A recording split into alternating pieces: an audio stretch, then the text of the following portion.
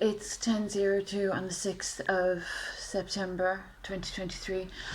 This is for the interest, as usual, of the United Nations and the humanitarian agencies that have been hearing from me since 2019. They're individual citizens covered within a 20-kilometre radius that are, as I've mentioned, of exacerbatory offensive behaviour against my good name, character and reputation.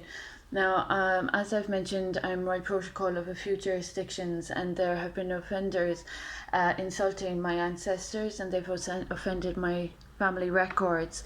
They've also offended my hierarchy of needs. So this is just for the interest of the European Court of Human Rights that I'm hoping to hear from. I have, as I've mentioned, state protection, Royal Protocol and whatnot, and humanitarian entitlements, and there are individuals that are retaliatory, exacerbatory crimes.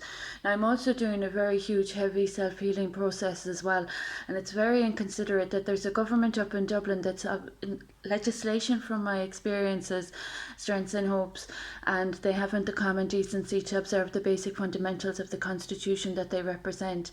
So this is a little bit serious now that people are being a bit cheeky, playing a double-edged sword with the law and not actually following the letter of the law. So I'm just very curious what the European Court of Human Rights has to say about people, or citizens or representatives, that are within a 20-kilometre radius, that are of offences against my good name, that are exacerbating and retaliatory in their actions, and also with regard to the representatives of the country elected for a very short period of time, that are offending centuries-old reputations of ancestors that are of royal blood. So this is just for the interests of the European Court of Human Rights. There's an issue about disposability concepts of people that think that they have a debt evasion means living off legislation that came from me and working on property that only belongs to my good name and my child that I gave birth to, that it was illegally separated from me. So this matter is getting a little bit more serious every day when people continue to avoid their responsibilities, obligations and their duties. When people are self-healing, there's a little bit of an issue with ignorance being present and disturbances of the peace. So as they couldn't provide the basic hierarchy of needs and respect, even basic living conditions, I'm wondering how they consider themselves on the status level of caliber, you know what I mean, and character.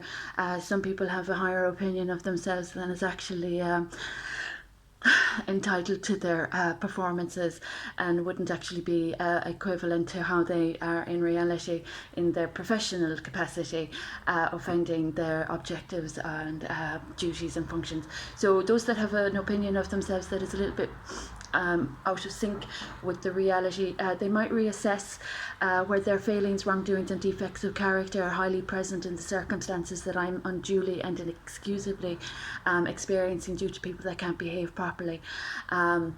It's quite offensive to Charles Darwin's evolutionary concepts of fittest and finest in society. So this is just an upload for today with regard to people that are still offending democracy and that are still not within the letter of the law, and that are within a 20-kilometre radius causing me offence and exacerbating their death. And as I said, my son is illegally from my care, so anybody that has any knowledge of where he is or where his whereabouts are would be advised to restore him to my care where he's legally meant to be.